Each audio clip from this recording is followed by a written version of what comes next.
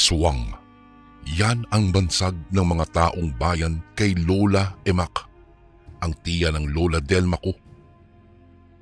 Ayon sa kwento ni Lola Delma, noong siya ay nabubuhay pa sa taong 1973 kung saan ako ay 7 taong gulang pa lamang. Si Lola Emak daw ay madalas nilang makita na nakatayo sa bintana ng bahay nito. Sa aming magpipinsan, ako lang talaga ang mahilig makinig sa mga kwentong may kinalaman sa aswang o mga kababalaghan.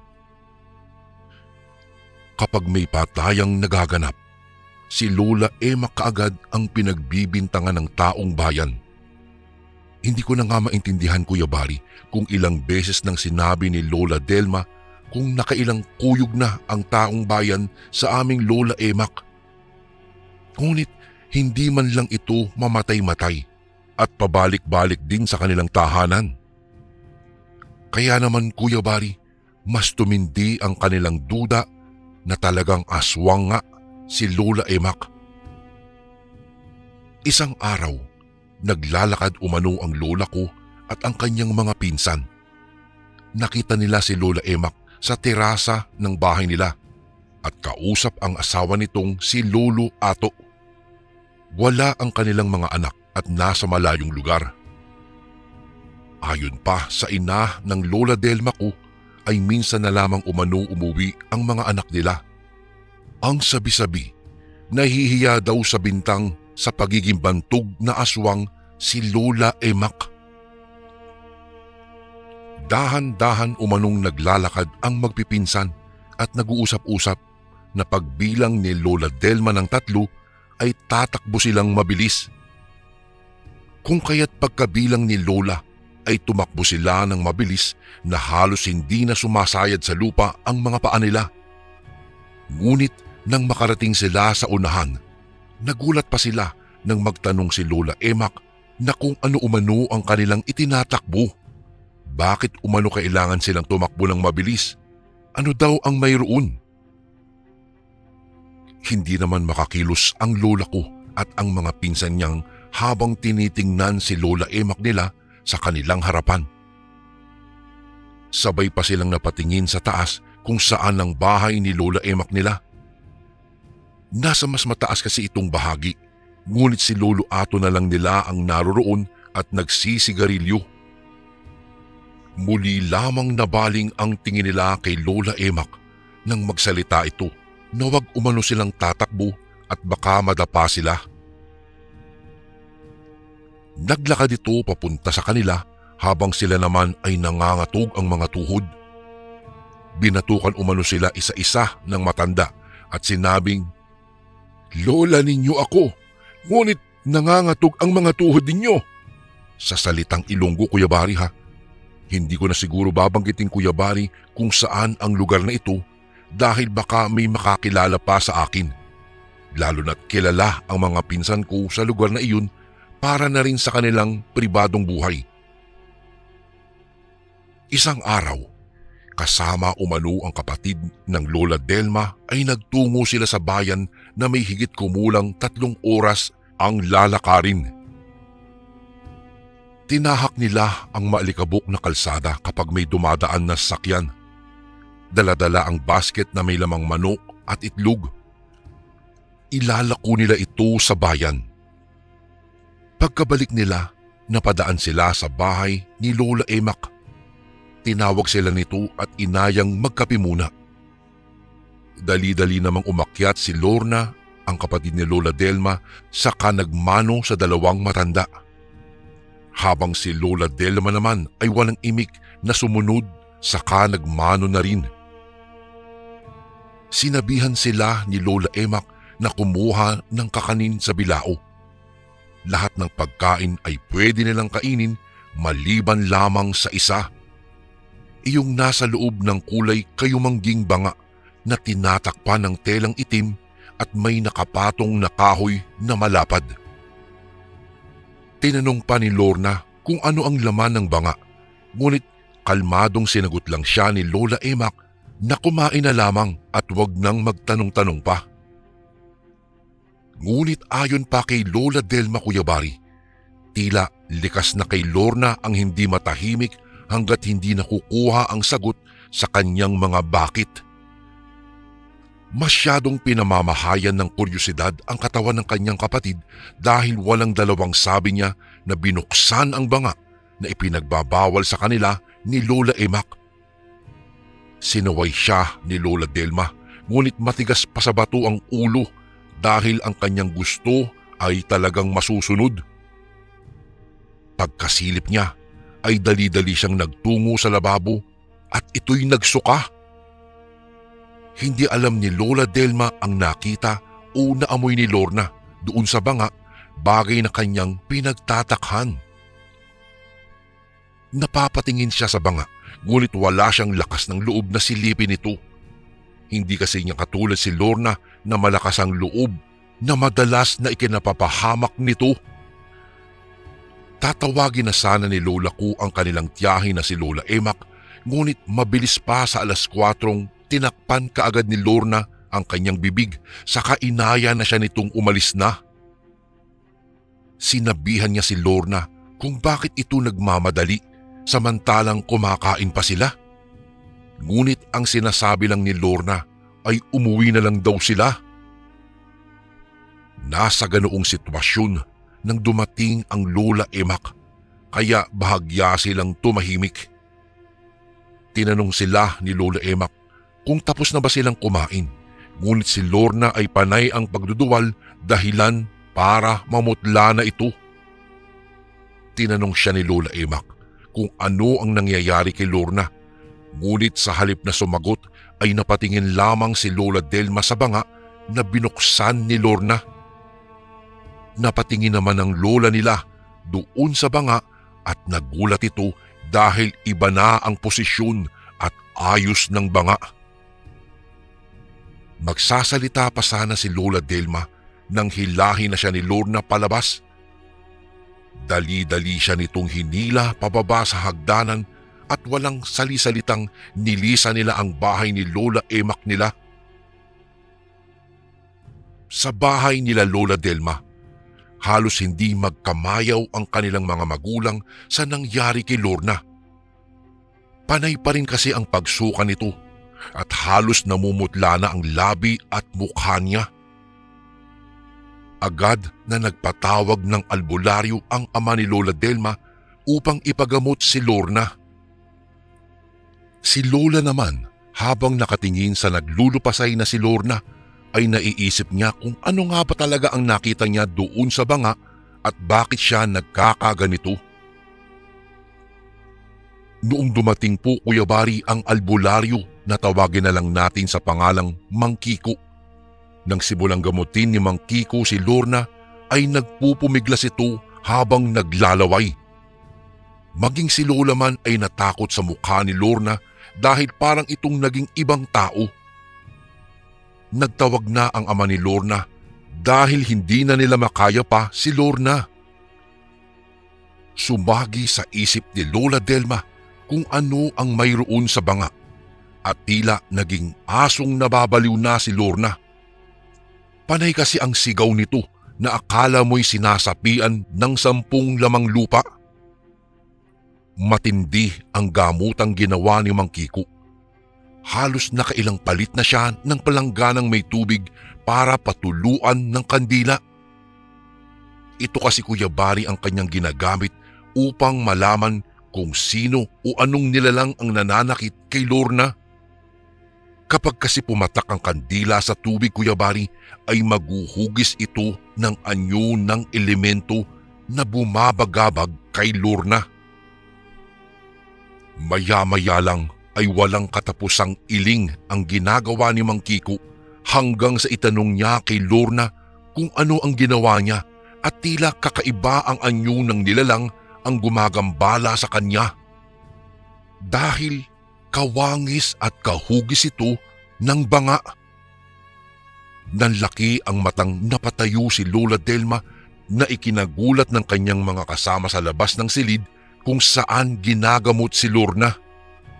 Nakahawak sa dibdib pang tinatanong si Lola Delma ng isa sa kanyang mga kapatid kung ano ang nangyayari at bigla-bigla na lamang siyang tumayo at tila nawawala sa sarili dala ng kanyang pagkatulala. Noong tanungin siya muli ng kanyang kapatid, saka lamang niya sinabi na natatandaan na niya noong kumain sila sa bahay ni Lola Emak nila ay pinagbawalan silang tignan ang banga na natatakpan ng telang itim at may malapad na kahoy. Ngunit si Lorna ay hindi sinunod ang bili ni Lola Emak at kanyang tiningnan ang bangang iyon at pagkatapos noon ay doon na siya nagsimulang magsusuka. Agad namang tinungo ni Mang Kiko si Lola Emak kasama ang kanyang magulang at si Lola Delma. Naiwan naman ang kanilang mga kapatid upang bantayan si Lorna. Habang binabaybay nila ang daan patungo sa bahay ni Lola Emak ay pinagpapawisan ng malagkit itong si Mang Kiko. Panay na ang pahid nito sa kanyang noo. Tila ba may humaharang sa kanya na hindi niya maunawaan. Panay ang pagbulong pa nga niya ayon pa sa akin, Lola. Napapatingin na lamang daw si Lola sa kanya dahil napapansin din ito ang pagkabalisa ng albularyo. Noong marating na nila ang bahay ni Lola Emak ay nagpapaypay na si Mang Kiko. Narinig pa niyang sinabi nito na hindi pa rin nagbabago si Lola Emak. Malakas pa din, bagay na ipinagtataka ni Lola Delma. Noong nasa may hagdanan na sila ng bahay ni Lola Emak ay tumawag na ang kanyang ama at si Lolo Ato niya ang lumabas. Bumati pa sila kay Lolo Ato at pinatuloy naman sila sa loob. Kinausap ng kanyang ama si Lola Emak na kung anuman ang ginawa kay Lorna sa hindi nito pagsunod sa kanyang sinabi ay patawarin na lamang ang kanilang anak. Ngunit mariin ang sinabi ni Lola Emak na wala siyang ginawang kahit ano sa dalaga at hindi nga niya alam ang dahilan sa paghila nito kay Lola Delma at nagmamadaling lumabas. Nagtaka nga rin siya at hindi naman sinagot ni Lola Delma o ni Lorna daw ang kanyang tanong kung ano ang nangyayari. Sinabi naman kaagad ni Lola Delma na binuksan ni Lorna ang banga para sana silipin. Ngunit matapos silipin ay nagsusuka na ito na hindi niya malaman ang dahilan. Napabuntong hininga na lamang si Lola Emak saka nagtungo sa banga. At doon ay tila may binubulong. Matapos ay may iniabot siya sa albularyong si Mang Kiko at nag-usap sila ng mga salitang sila lamang ang tanging nakakaalam. Muli pang napatingin si Lola Emak sa banga at napatingin kay Lola Delma, bagay na kanyang ipinagtaka. Makalipas ang isang araw matapos gumaling si Lorna, ay tinanong siya ng kanyang mga kapatid kung ano ba talaga ang nangyari. Ngunit wala na po siyang matandaan. Para po bang nawala sa kanyang memorya ang lahat-lahat na nangyari, Kuya Bari? Dahil kahit anong pilit nilang itanong sa kanya kung ano talaga ang kanyang nakita doon sa banga ni Lola Emak, ay wala siya talagang maalala. Kahit ang banga na kulay kayumanggi na may takip na telang itim ay talagang hindi niya matandaan daw. Katulad ng mga araw-araw na ginawa ng Puong May Kapal, Kuya Bari, nagtungo na naman si Lorna at Lola Delma doon sa bayan upang maglako ng mga kakanin. Ngunit madalang na lamang silang dumadaan sa bahay ni Lola Emak. Isang beses na sila'y papauwi na, namataan nilang maingay ang bahay ni Lola Emak. Napatingin sila dahil sa tanang buhay nila, ngayon lang nila nakitang ganito kasaya ang bahay ng matanda. Maya-maya'y isang kapitbahay ang lumapit sa kanila at sinabing dumating ang mga anak ng aswang nilang tiyahin. Marahil daw ay ipapamana na ang bato nito sa pagiging aswang at maghahasik ng lagim. Hindi nga raw alam ng kapitbahay nilang iyon kung bakit hindi mamatay-matay ang kanilang Lola Emak. Nagulat naman sila sa itinura ng babae, ngunit hindi na lamang sila umimik at hinayaan na lamang ang kanilang kapitbahay. At sila man ay nagpatuloy na rin sana sa kanilang paglalakad nang may tumawag sa kanila. Paglingon nila ay isang magandang babae ang tumawag. Mahaba ang buhok nito at napakaputi. Maganda din ang mga mata nito na bumagay sa hugis ng kanyang mukha. Muli silang tinawag nito at sinabing sila'y tumuloy muna. Nag-aalangan man ay napilit sila ng magandang babae na dumaan muna sa bahay ng kanilang Lola Emak. Pag-akyat nila, nagulat sila sa dami ng pagkain. Nang makita sila ni Lola Emak nilay, agad sila nitong binati at sinabihang mainam na sila'y napadaan. Pinakilala ni Lola Emak sa kanila ang kanyang mga anak. Nanggaling pa ang iba sa Maynila at ang iba naman ay sa ibang bansa. Kaarawan pala kasi ng kanilang lolo Ato at ito ang kanilang sorpresa sa kanyang ika-85 na kaarawan. Bumati naman ang dalawa saka hinanap ang babaeng tumawag sa kanila dahil hindi ito naipakilala ni Lola Emak.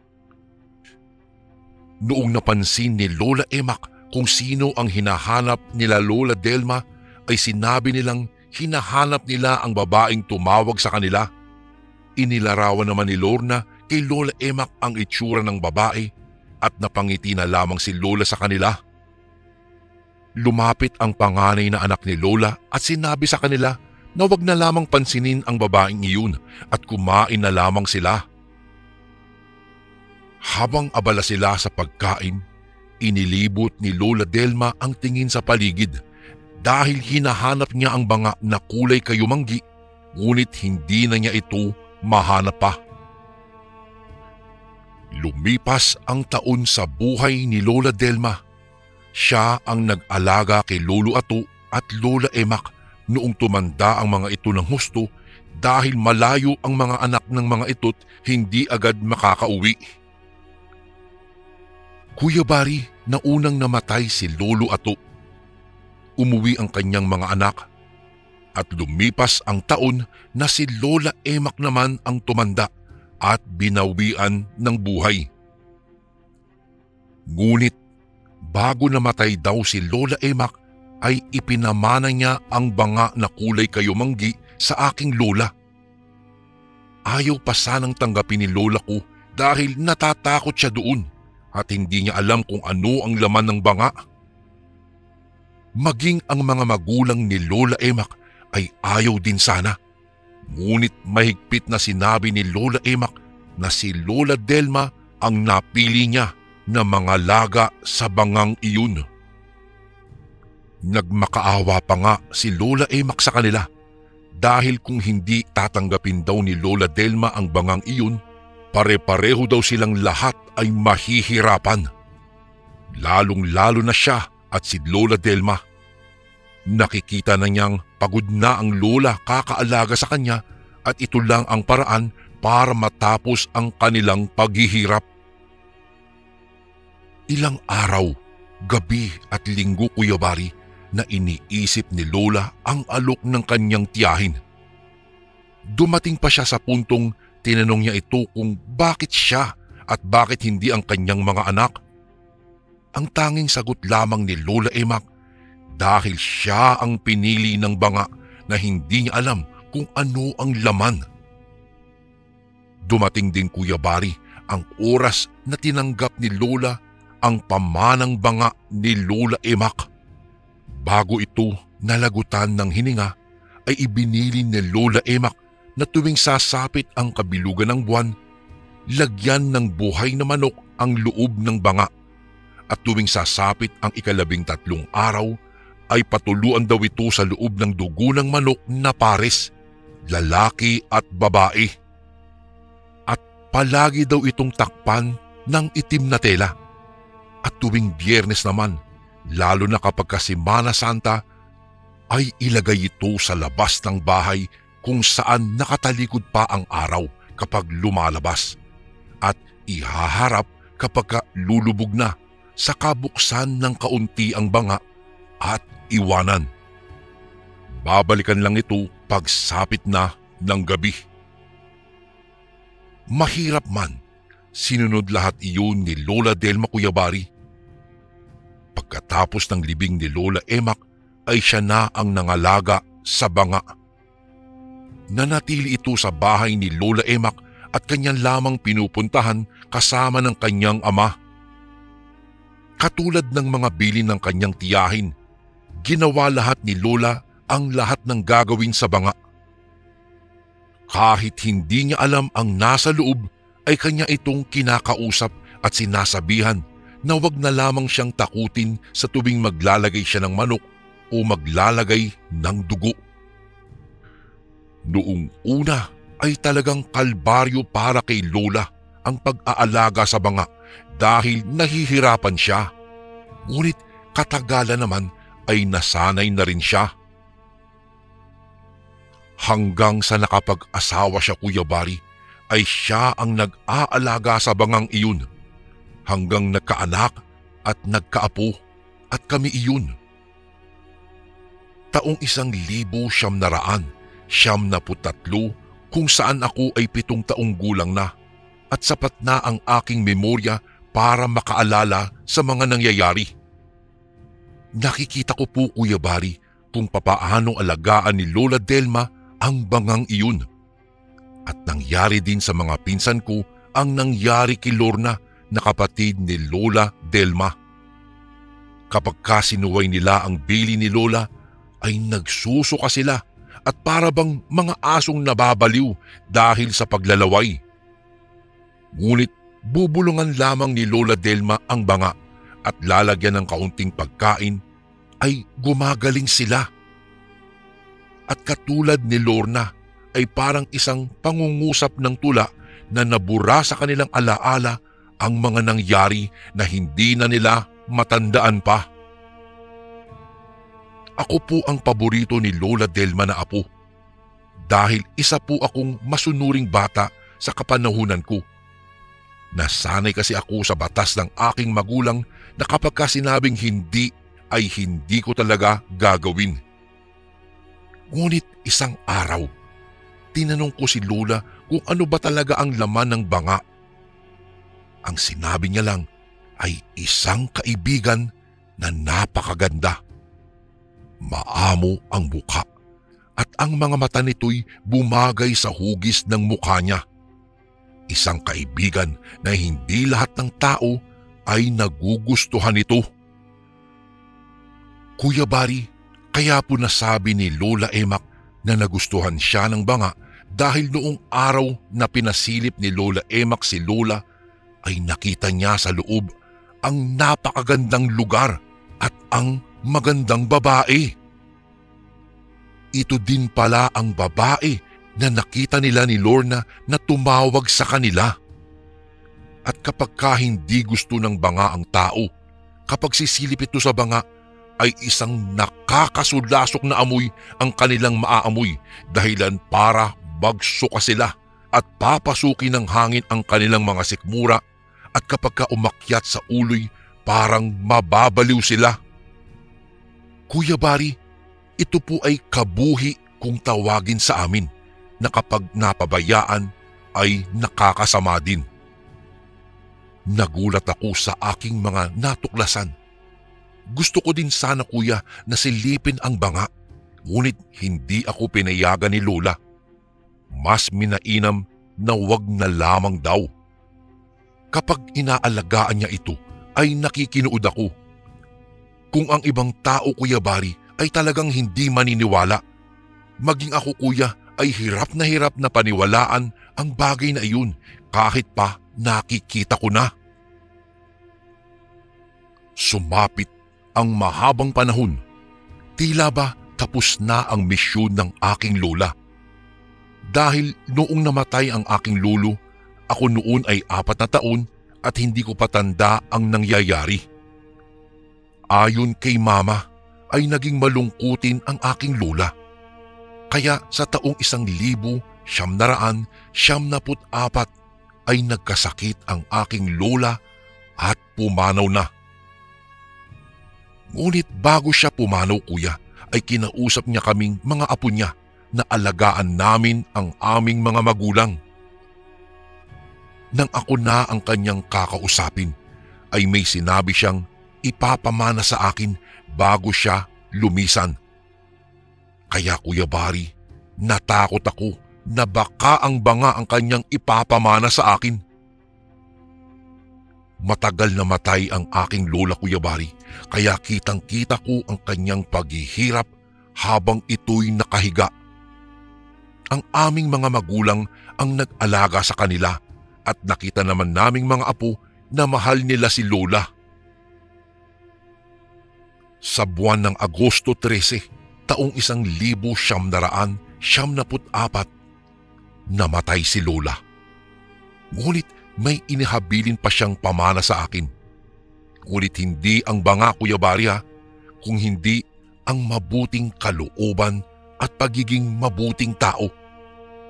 Ang banga naman, Kuya Bari, pagkamatay noon ni lola, ay nawasak na lamang ito ng basta-basta sa likod ng aming bahay at naglaho na parang bula.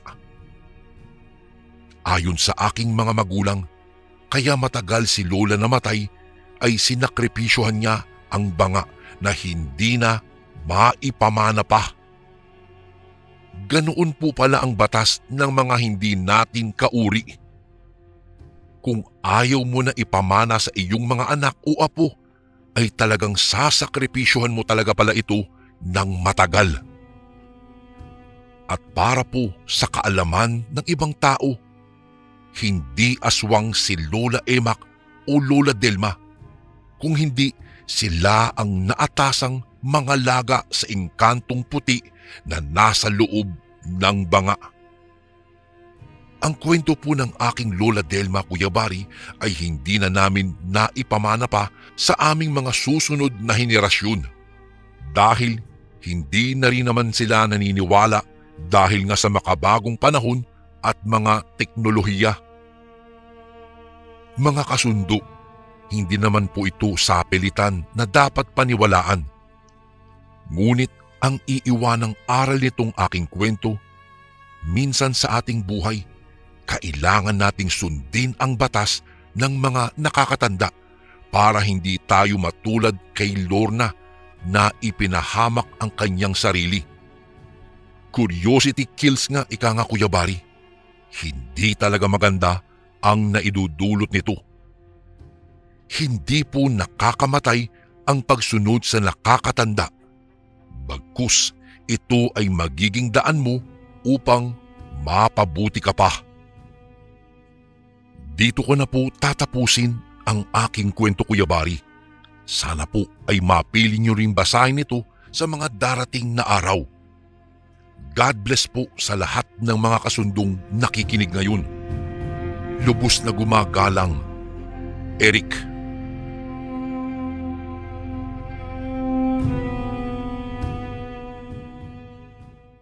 Magandang araw po sa inyo, Kuya Bari.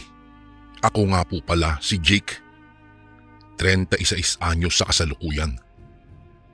May asawa na po ako at isang anak.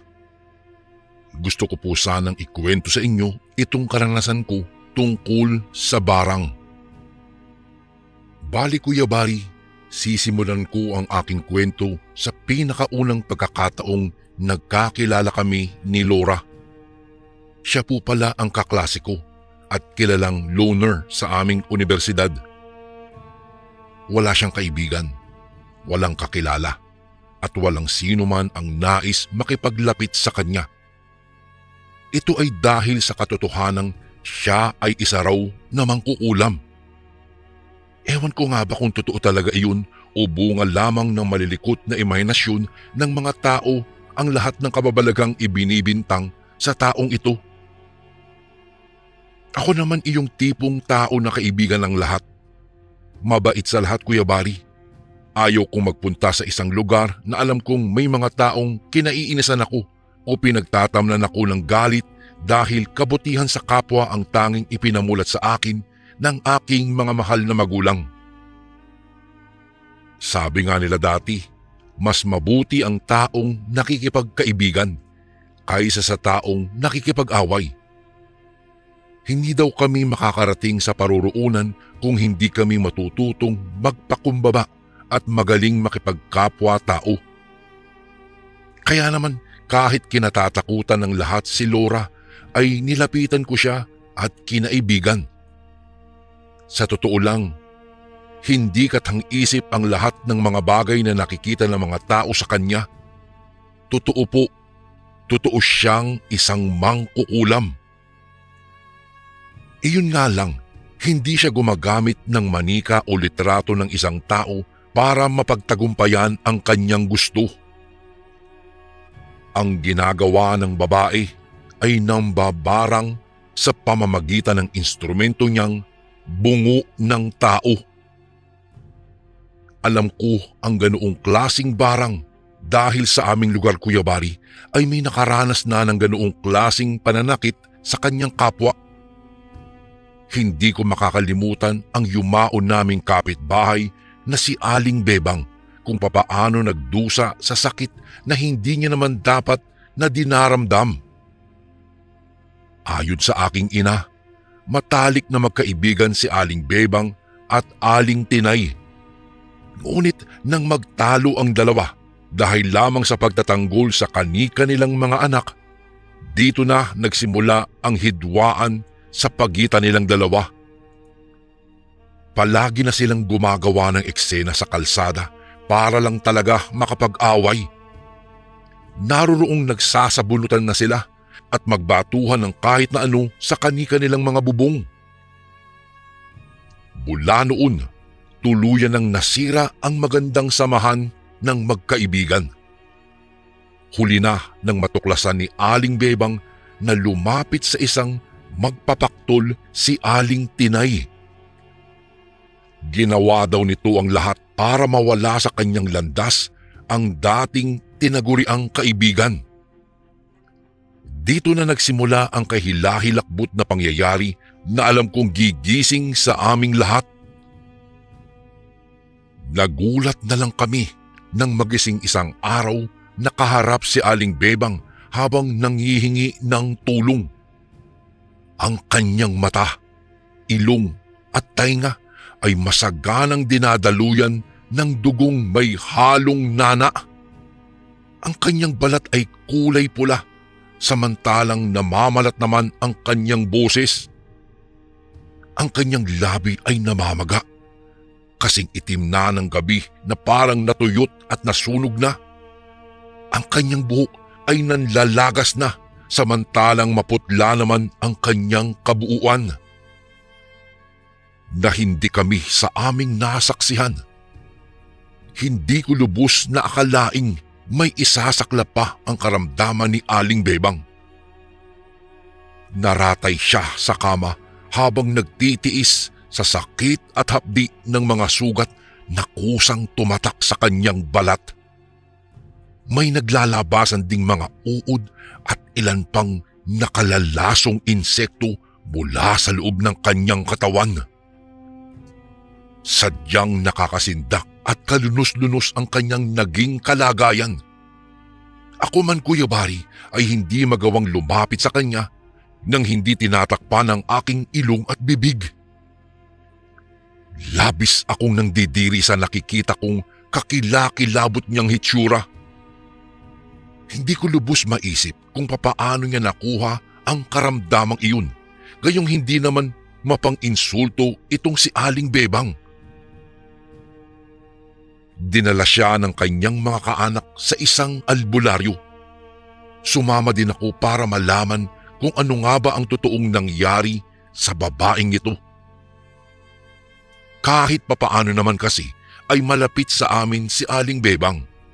Mabait siya, matulungin at maawain. Marami na siyang tinulungan sa aming baryo. Nasa abroad kasi ang kanyang anak at nagtatrabaho bilang isang nurse, kaya malaki ang ipinadadala nito sa kanila tuwing ito'y susweldo. Noong makita ng albularyo ang kalunos-lunos na sitwasyon ni Aling Bebang, ay napailing ito. oras na lamang daw ang bibilangin ng pananatili ng ginang sa mundong ibabaw. Dahil malala na raw ang kanyang sakit. Ngunit ganun pa man, sinubukang tawasin ng albularyo si Aling Bebang. Hindi normal na sakit ang dumapo daw sa kanya. Ayon sa albularyong si Mang Hilario, binarang daw si Aling Bebang. Binarang siya ng isang dating malapit na kaibigan. Nagkagulatan ng lahat dahil kilala namin ang taong tinutukoy ng albularyo. Hindi man niya ito pangalanan, alam naming talagang malaki ang galit niya kay Aling Bebang. Wala kaming nagawa kung hindi ang mag-iyakan na lamang nang harapin ng ginang ang kanyang kamatayan.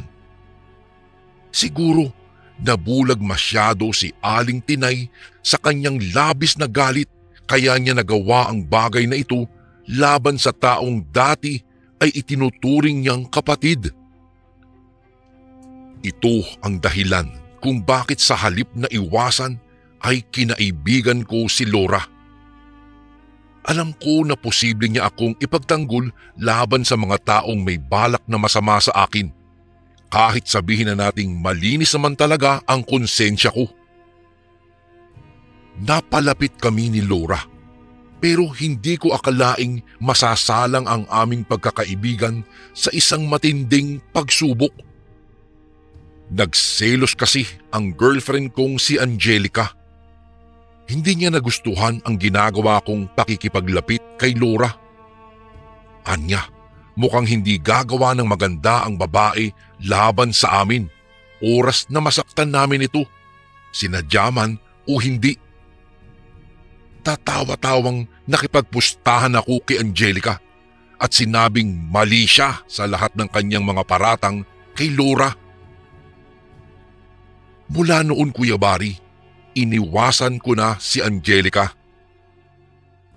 Hindi ko nagustuhan ang pagiging makasarili at suplada niya. Hindi ko nga lubos maisip kung papaano ko siya naging kasintahan, gayong napakasama naman talaga ng ugali niya. Para siyang babaeng may ugaling hayop.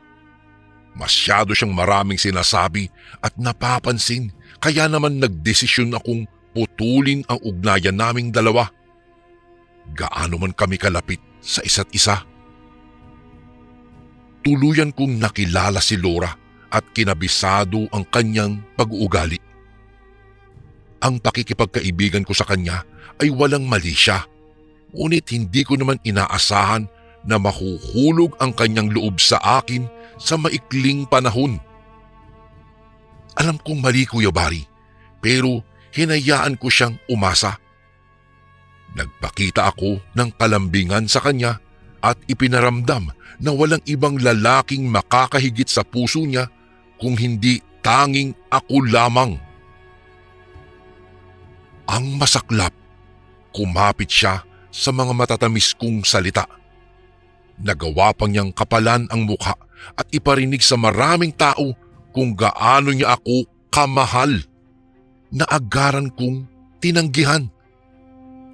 Mahal na mahal ko pa rin si Angelica at hindi ko kayang malayo ang babae sa akin.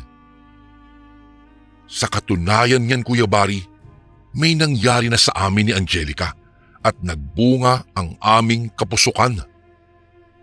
Alam kong sa pagkakataong iyon, oras na para harapin ko ang aking obligasyon bilang lalaki at responsibilidad para sa aming magiging anak. Ngunit hindi ko akalaing sasagad hanggang langit ang galit ni Laura sa aking kasintahan. Lalo na nang makapagtapos kami ng pag-aaral at magdeklara ang aming mga magulang na magpapakasal na sa lalong madaling panahon nang sa gayon ay makapagsanib puwersa ang aming mga kumpanya at mas lumaki pa ang aming kikitain. Isang gabi, umuwi sa kanyang tahanan si Laura. Dala niya ang manipis na kamiseta ni Angelica na naiwan sa eskwelahan nang minsang bumalik kami doon para asikasuhin ang aming mga papel para sa pag-a-apply sa sarili naming kumpanya. Nalaman ko ang mga iyon dahil nakarinig ako ng usap-usapan na kumakalat na naman ang mga mambabarang sa aming lugar, kaya naisip kong makipag-ayos kay Laura nang sa gayon ay manatili ang pinapangarap kong kaligtasan. Nakita ko nang lumikha siya ng malabitwing hugis sa gitna ng sahig. Pinalibutan niya ito ng mga itim na kandila. Sa gitna siya nakaupo kasama ang isang malaking itim na libro at kandila. May hawak din siyang punyal na mas lalong nakapagbibigay kilabot sa kanyang hitsura. Pakiramdam ko, hindi na si Laura ang nakikita ko ngayon sa aking harapan. Isa na siyang estrangherong walang ibang bakas sa mukha kung hindi purong galit at kadiliman. Maya-maya lang, napansin kong nagsalita siya sa malabanyagang lingwahe. Kitang-kita ko ang paglakas ng ihip ng hangin at naramdaman ang paglamig ng temperatura sa loob ng kanyang bahay. Ang mga ilaw ay nagpatay-sindi, samantalang ang mga gamit sa loob ay nagsigalawan kahit wala man lang humahawak. Di nagtagal, naramdaman ko ang malalamig na kamay na tila hinahaplos ang aking batok. Ni isang segundo ay ayaw ko nang lumingon pa sa aking likuran. Natatakot ako na baka may mahagip na kung anumang nakakatakot na hitsura ang aking paningin. Basta, itinuon ko na lamang ang aking atensyon sa ginagawa ni Laura hanggang sa kalaunan. Nakita ko siyang pinapatakan ng sarili niyang dugo ang kamiseta at hinayaang magliyab hanggang sa tuluyan na itong matupok ng apoy. Iniwan ko siyang puno ng katanungan, ngunit hindi na ako nag-abala pa at agara na siyang iniwan. Alam ko naman na hindi na kami magkikita pa sa mga susunod na araw dahil ikakasal na ako bukas. Kinabukasan, masayang naidaos ang pag-iisang dibdib namin ni Angelica. Walang pagsidlan ng tuwa ang aming mga magulang. Bukod kasi sa mahal din namin ang isa't isa, ay may taong lihim na nagngingit-ngit dahil sa aming nadaramang kasiyahan. Di nagtagal, bumukod kami ng tirahan at nawala na ako ng balita kay Laura. Naging maayos naman ang pagsasama namin ni Angelica hanggang sa sumapit ang kanyang kabuwanan. Nasa emergency room si Angelica nang makatanggap ako ng mahalagang tawag mula sa aking abogado. Nakita raw niya sa telebisyon ang isang masaklap na balita.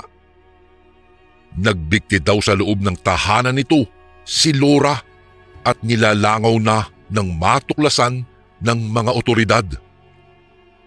Kinilabutan ako, ngunit wala akong nakapang-awa.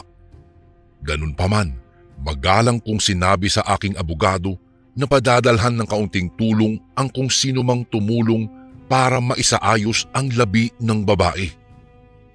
Hindi ko naman pwedeng iwanan si Angelica at baka sumama ang loob nito sa akin. Matiwasay na naipanganak ni Angelica ang aming unang anak na lalaki. Walang pagsidla ng aming kasiyahan. Labis-labis ang tuwang nararamdaman ko habang pinagmamasdan ang aking mag-inang maayos na natutulog sa hospital bed. Malusog po ang batang lalaki na pinangalanan naming Martin. Maya-maya'y naalala ko si Laura.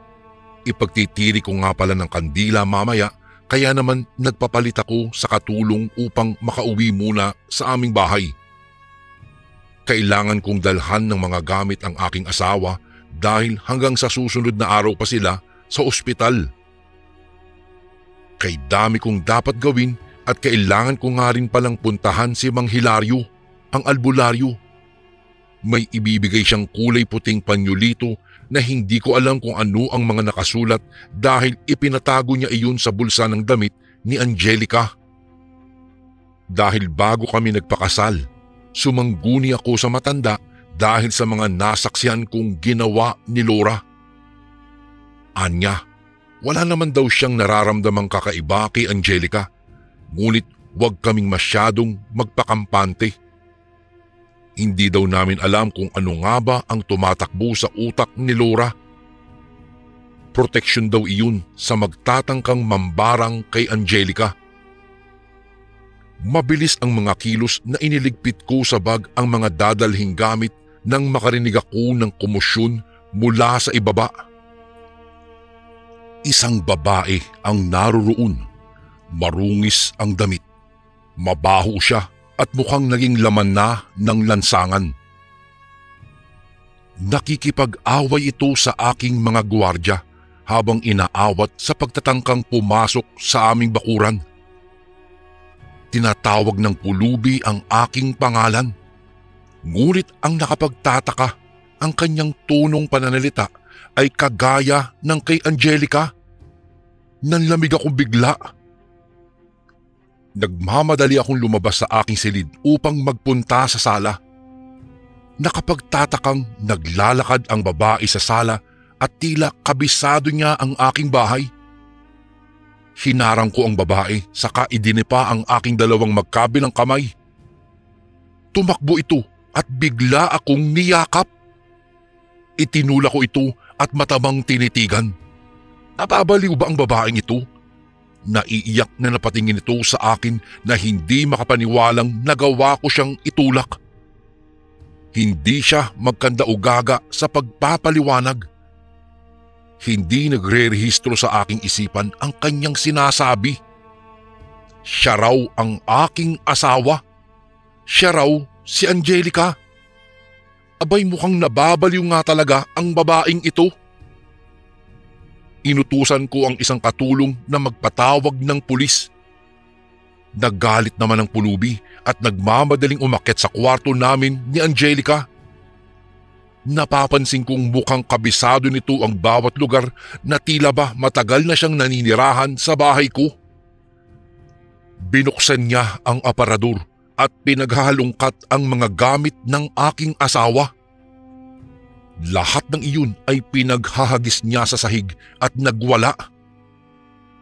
Hindi daw niya alam kung bakit pagkatapos niyang mawalan ng malay habang isinisilang ang aming panganay, ay basta na lamang daw siyang nagising sa isang banyagang lugar. Nahindik siya nang mapagtantong isa na siyang pulubi at palakad-lakad na lang kahit saan. Basta na lang daw siyang napunta sa katawan ng isang taong hindi niya kilala. Literal na napanganga ako, Kuya Bari, sa kahiwagahan ng kanyang isipan. Tinitigan ko siya na parang isang babaeng nawawala sa sarili. Galit na kumuha ako ng pamalo para sana ihampas sa kanya, ngunit hindi ko na nagawang ituloy nang hintakot naman siyang napaatras. Mariin kong sinabi sa kanya na hindi siya ang aking asawa. Nasa ospital si Angelica at kapapanganak lamang sa aming panganay na anak. Kaya kung ayaw niyang magkagulo, ay sana tigilan na niya ang kanyang kahibangan. Sa labis kong pagkagulat, Kuya Bari, ay lumuhod bigla ang pulubi sa aking harapan. Anya, sabihin ko man o hindi, ay talagang hindi ko siya paniniwalaan, ngunit nakahanda raw siyang makipagpustahan kagaya ng nakasanayan namin dati. Sabi pa nga niya, pustahan tayo. Impostor ang Angelica na naghihintay sa iyo sa ospital kasama ang anak natin. Kaya ako biglang natigilan. Bigla akong kinilabutan nang umihip ng malakas ang hangin at para bang nagbabadya ng malaking gulo, oras na magpang-abot sina Angelica at ang babaeng pulubing ito. Dahil nawawalan ng pag-asa, dinala ko ang babae sa tahanan ni Mang Hilario. Siya man ay hindi nagtataka nang pumasok ako sa loob sa kabinati ang matanda. Hindi ko pa man na ipapakilala ang babae sa kanya, kinilabutan ako nang makitang tinanong niya ang pulubi kung bakit nag-iba ang itsura nito, kung bakit nag-iba ang hitsura ni Angelica. Hindi ka agad ako nakapagsalita. Basta ko na lamang naramdaman ang panlalamig ng buo kong katawan. Hindi ko alam kung papaano aaktong normal sa harapan ng pulubi. Hindi pa rin ako kumbinsidong siya ang aking asawa. Iiling-iling na umatras ako saka sinabihan si Mang Hilario na gawan niya ng paraan na lumayo sa akin ang pulubi. Iwinaksi ko ang lahat tungkol sa kanya. Hindi siya ang asawa ko. Mahirap bang intindihin iyon? Nasa ospital nga si Angelica. Nagkumahog ako sa pagmamaneho pabalik sa ospital. Naabutan ko si Angelica sa kanyang kwarto. Isinasayaw ang aming anak sa himig ng kantang sa pagkakaalam ko ay madalas kantahin ni Laura. Dinagundong ng kaba ang aking dibdib. Wala sa sariling idinischarge ko si Angelica at ang aking anak saka iniuwi sa bahay. Noong makapagpahinga sila sa aming silid ay tulalang pinagmasdan ko ang aking asawa. Hindi ko alam kung gaano katagal akong nakatitig sa kanya. Bigla ko na lang kasing naramdaman ang pagbigat ng talukap ng aking mga mata hanggang sa hindi ko na namalayang nahimbing na pala ako. Hindi ko alam kung gaano katagal akong nakatulog. Nagising na lamang akong nag-iisa sa aking kama. Bumangon ako at sinulyapan ang kuna. Naroroon naman si Martin at natutulog. Tumayo ako at hinanap si Angelica. Nakita ko siya sa kwartong walang umuuko pa. Maliwanag sa loob, hindi dahil sa ilaw, kung hindi dahil sa kandila. Nakapalibot ito sa isang pabilog na hugis kung saan napapaloob naman sa isang bituin. Sa gitna, naroroon si Angelica. Maingat ang boses na nagdarasal ng banyagang wika habang nakadipa. Nang mapansin niya ako, ay agad sana akong tatakbo, ngunit nagulantang na lamang ako nang ikumpas niya ang kamay at biglang sumarado ang pintuan. Kinilabog ko ito at galit siyang nilingon. Inutusan ko siyang buksan ang pintuan, ngunit umiling lang ang babae. Anya, hindi raw siya ang tunay kong asawa dahil ang pulubing itinaboy ko daw, yun ang tunay kong asawa. Ngumisi si Angelica at kinaladkad niya ako sa naroroong salamin. Nakita ko ang refleksyon niya na labis kong ikinagulat. Mukha ni Laura. Mukha ni Laura ang nakikita ko sa salamin. Maya-maya'y umihip ng malakas ang hangin na ikinabasag ng malaking salamin. Humalakhak naman si Angelica at naglabas ng manika. Anya, binarang daw niya ang aking asawa para makapagpalit sila ng katauhan. Pinakita niya sa akin ang manika na binabalatan niya. Habang ginagawa niya iyon, kitang-kita ko ang pagkahulog ng mga balat sa paanan ng babae hanggang sa lumitaw ang mukha ni Laura. Ang kanyang tunay na anyo habang galit na nanlilisik ang kanyang mga mata. Nanlaki ang aking mga mata nang bigla niyang kinuha sa kanyang bulsa ang isang manikang lalaki. Itinaas niya ang kamay ng manika habang bumubulong sa paligid. Umuusal siya ng ritual na hindi ko alam kung anong klaseng lengguwahe ba iyon. Ang pagkakaalam ko lang, nararamdaman ko din ang dahan-dahang pag-angat ng aking dalawang braso sa ere na para bang sinasadya kong itaas kahit hindi ko naman ginagawa.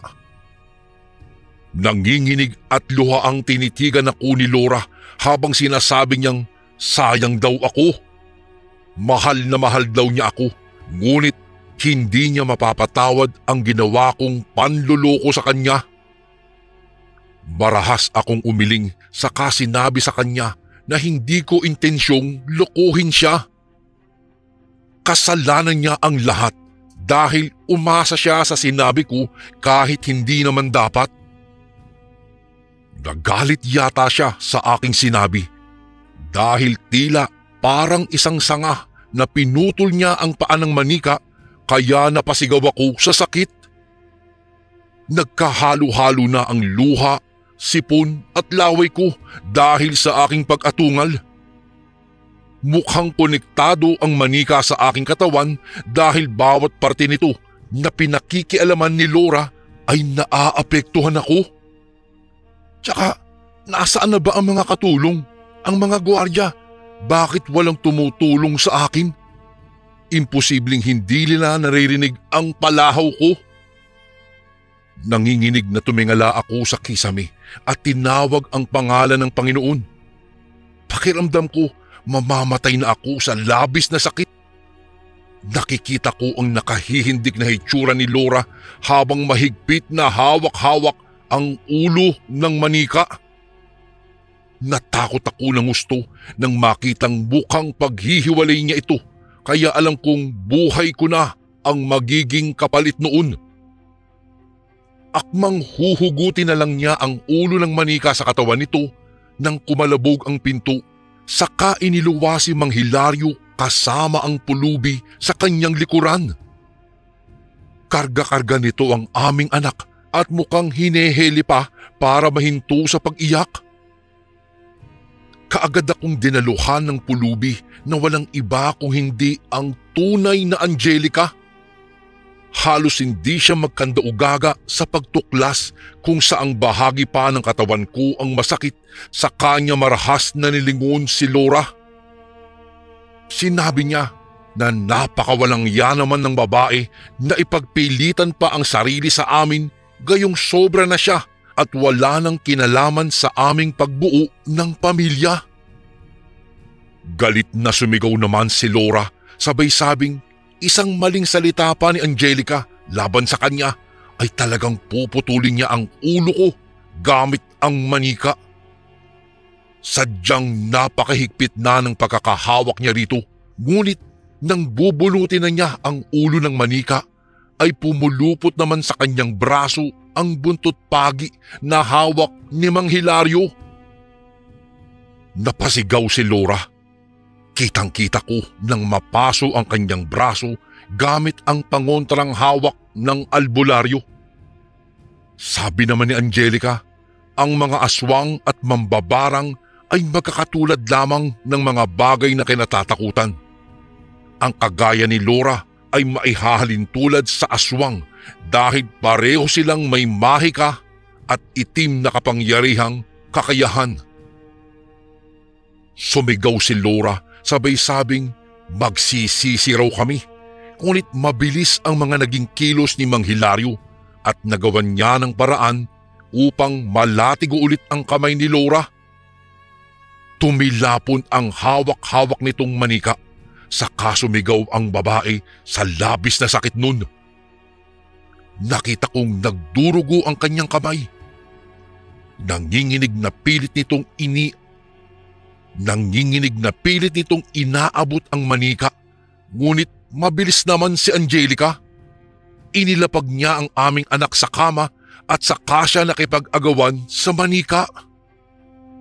Dahil walang sugat o kahit anong sakit na nararamdaman si Angelica, mabilis niyang naagaw kay Laura ang manika at nagawa pa niyang sipain ang babae sa mukha.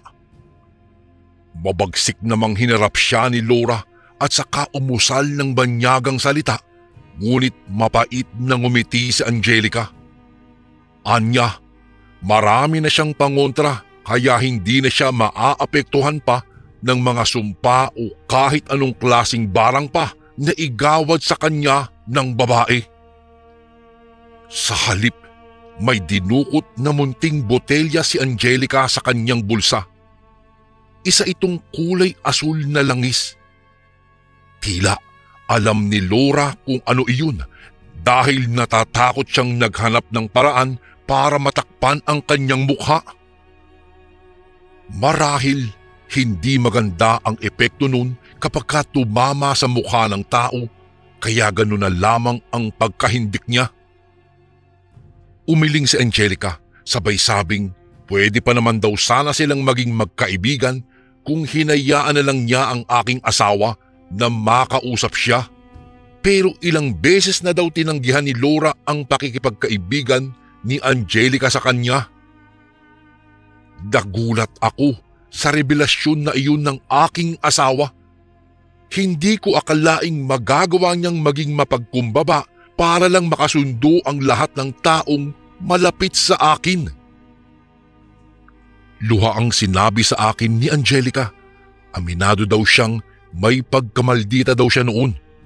Ngunit gusto niyang magbago para daw sa akin. Ako daw ang nagpamulat sa kanya na maging mabuti sa kapwa. Kahit pa si Laura daw ito.